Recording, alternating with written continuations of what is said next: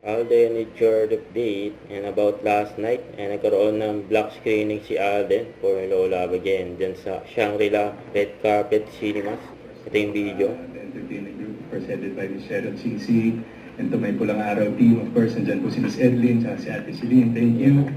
At sa mga minamahal po namin creatives ng GMA, thank you po for coming.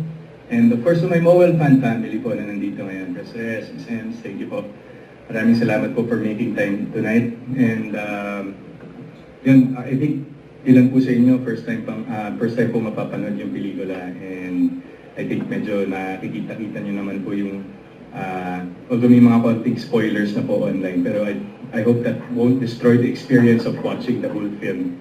But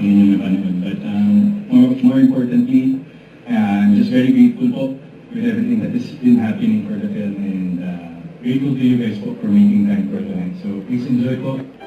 At in-interview rin si Alden, ni Miss Aubrey Carampel. You know. And to Suited Up Manila, special shout out to Jaja. Thank you so much for taking care of my suits every time na kailangan ko sila. And more power to you guys. And marami pa tayong work next year. So thank you for everything. You know. Merry Christmas!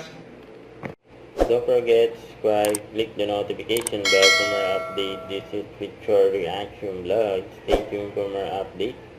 See ya.